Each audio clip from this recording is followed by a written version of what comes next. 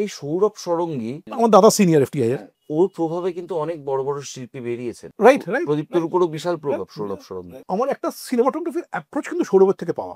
মানে সৌরভ বলতো যে দেখ, ফিচার ফিল্মে তো তোর একটা স্ক্রিপ্ট আছে, তুই এটা কি করতে হবে তুই জানিস, কিন্তু ডকুমেন্টারিতে তোকে গপ্পটা তৈরি করতে হবে। You will have to form that story. তুই দেখ যে আচ্ছা যদি গপ্পটা এখানে হয় যে ওই লোকটা বসে কাজ করছে, তাহলে তোকে আগে লোকটার কাজটা দেখাতে হবে। এবার কাজটা ভালো লাগছে কি তার, সেটার জন্য তার একটা ক্লোজ আপ দরকার হবে, এইটা দেয়। তার এনভায়রনমেন্ট তুই এস্টাবলিশ কর। তুই এভাবে পুরো একটা স্টোরি টেলিং করতে হবে তোকে ডকুমেন্টারির মধ্যে দিয়ে কিন্তু। আর আশপাশে চাকি দেখবি যে এই শটটা ছাড়াও আর কি আশপাশে আরো কিছু আছে কি। এই ডকুমেন্টারি করতে করতে একটা সিরিজের কাজের একটা করলাম সুদীপ্ত চ্যাটার্জির সঙ্গে, একটা নাম গুম জায়গা বলে এটা করেছিলাম। তারপরে 21 পা।